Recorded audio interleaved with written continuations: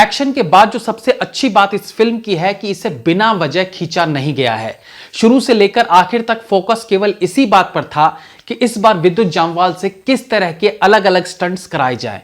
नहीं मतलब हॉस्पिटल के बेसमेंट से 9th फ्लोर तक आतंकियों को कूटने भर की ही फिल्म है ये। बाकी स्टोरी लाइन पर ज्यादा दिमाग खर्च करने की जरूरत नहीं है। रिव्यू करेंगे सनक।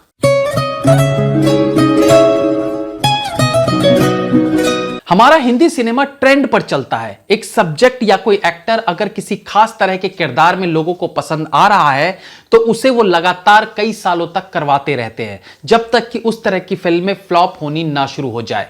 विद्युत जामवाल कमाल के एक्शन करते हैं और ऑब्वियसली बॉडी भी अच्छी है, लेकिन फिर इसका यह मतलब तो नहीं कि 95% फिल्म में उन्हें सिर्फ गुंडों को मारते पीटते ही दिखाया जाए। अरे भाई वो एक्टर है, स्टंटमैन नहीं। चलो ये बात तो थी एक्टर की, अब आते हैं फिल्म की कहानी पर। हालांकि फिल्म की कहानी वन लाइनर है, हॉस्पिटल में घुसे आतंकियों को मार गिराना। इसके आगे पीछे कहानी जोड़ने के नाम पर केवल इतना कह सकते हैं कि हॉस्पिटल में हीरो की पत्नी भी थी। एनीवेज, स्टोरी के बारे में भी ये नहीं कहा जा सकता कि ये एकदम यूनिक कंसेप्ट था, क्योंकि ये फिल्म रीमेक है अमेरिकन फिल्म जॉन क्यू की।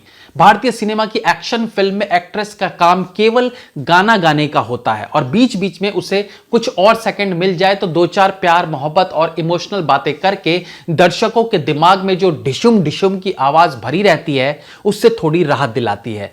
तो हमारी इस फिल्म की नायिका रुक्मिणी मैत्रा का भी यही हाल है। उन्हें एक रीजन के लिए फिल्म में रखा गया है ताकि हीरो हॉस्पिटल जाए और फिर वहां मारकाट करे। बाकी एक्शन सीन के बीच में जब नायिका फोन पर रोमांटिक इमोशनल होने लगती है तो वो इमोशनल रोमांस लोगों को भाएगा ये डाउटफुल है। ये सीन्स कहानी को धीमा कर देते हैं। स्पेशली एक सीन है जहां वॉशरूम से वो वॉइस मेल पर अपने हस्बैंड को रोमांटिक मैसेज भेजती है, जबकि गेट पर विलन गन लिए उसके बाहर आने का इंतजार कर रहा था। मतलब भाई समय और सिचुएशन देखकर तो ये रोमांस पना करना चाहिए था ना। विद्युत जामवाल अद्भुत एक्शन करते हैं। ट्रेलर में ही क्लियर था कि कहानी क्या है, और वैसे भी वन लाइनर ही है तो इसमें सस्पेंस क्या रखा जा सकता है। मतलब देखने वाले को पता है कि वो एक एक्शन फिल्म देखने वाले हैं, और फिल्म में एक्शन खूब सारा है भी।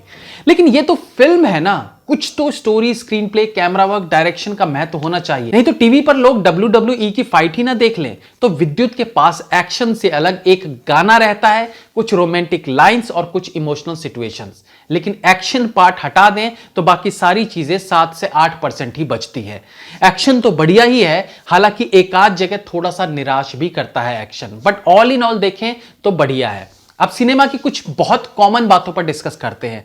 एक हीरो जो पावरफुल होता है, सबको पीट सकता है, शक्तिशाली है, लेकिन आपने अक्सर देखा होगा कि इस तरह के हीरो के साथ एक बीमारी दिखा दी जाती है जो फिल्म में कहीं ना कहीं एक्शन के दौरान आड़े आ जाती है और बड़ी मुश्किल से वो इस सिचुएशन से बाहर निकल पाता है। जैसे हीरो अगर बॉक्सर है तो डॉक्टर बता देता है कि उसकी दाईं आंख पर वार नहीं होना चाहिए, नहीं तो उसकी जिंदगी खतरे में पड़ सकती है, और क्लाइमैक्स में उसका प्रतिद्वंदी उसकी दाईं आंख ही फोड़कर लाल कर देता है।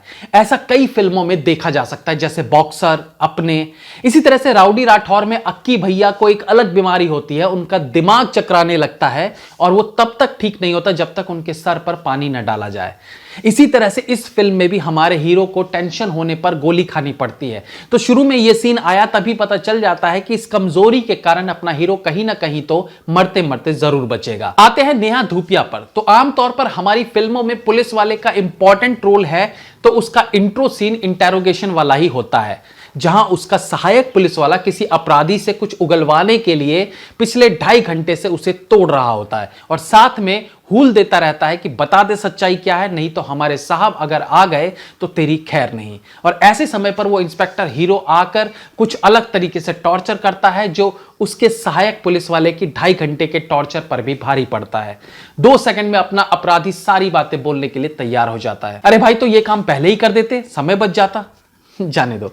इस फिल्म में यह काम करती है नेहा धूपिया। सहायक पुलिस वाला अपराधी को मारे जा रहा था पर वो मुंह नहीं खोल रहा था और नेहा धूपिया इंस्पेक्टर सामने बैठकर देख रही थी। उसके बाद वो खुद इंटेरोगेट करने के लिए आगे आती है।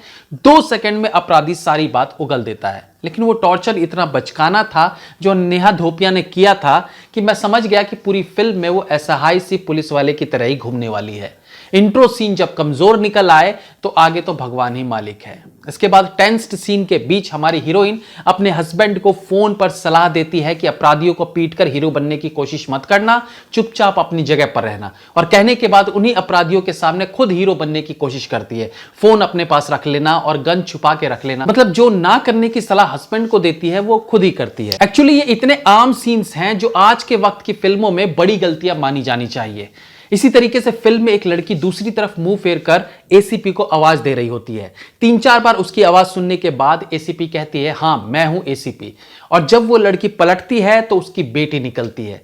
I mean, 4 बार आवाज सुनने पर नेहा का रिएक्शन ऐसा नहीं था कि उसे पता चल गया हो कि ये उसी की बेटी है। देखिए, फिल्म की कहानी तो ऐसी है नहीं जिसे आप छुपा के रख सके। मतलब ये सब बता रहा हूं तो आपको लग रहा होगा स्टोरी रिवील हो गई, बट इस फिल्म में ऐसा कुछ छुपाने लायक है नहीं। एंड ऑफ द डे आपको एक्शन ही देखना है। चंदन रॉय सान्याल इफेक्टिव लगे हैं, भले उनकी कद काठी विद्युत के मुकाबले कम रहती है, बट विलन की डायलॉग डिलीवरी और उसके द्वारा किए गए काम उसके पावर को दिखाते हैं। तो इसमें चंदन रॉय सान्याल अच्छे लगे हैं। दूसरे, चंदन रॉय एक सपोर्टिव भूमिका में रहते हैं। जैसे हर फिल्म में हीरो को सपोर्ट करने एक अल्लाह का फरिश्ता आता है, उसी फरिश्ते का किरदार निभा रहे हैं चंदन रॉय। फिल्म का स्क्रीन प्ले ओके है। हालांकि सेकेंड हाफ में जहां कहानी स्पीड पकड़नी चाहिए वहां रोमांस के कुछ पल भी इरिटेटिंग लगने लगते हैं जो कहानी को रोक देते हैं। तो सेकेंड हाफ के उन रोमांटिक सीन्स को बेवजह घुसाया गया है। फिल्म का डायरेक्शन अगेन ओके ही कहेंगे। क्रिमिनल्स में फॉरेनर्स क्यों थे जैसे कुछ एक सवाल जहन में रहते हैं। बैकग्राउंड म्यूजिक अच्छा है। थ्रिल मोमेंट्स में प्रयोग किया गया म्यूजिक सीन्स को सपोर्ट करता है। फिल्म में कुछ बेहतर डायलॉग्स होते तो फिल्म को और सपोर्ट मिल सकता था। बाकी एक्शन फिल्म के फैंस को यह फिल्म निराश नहीं करेगी। मेरी तरफ से 2.5 star. Have a nice day.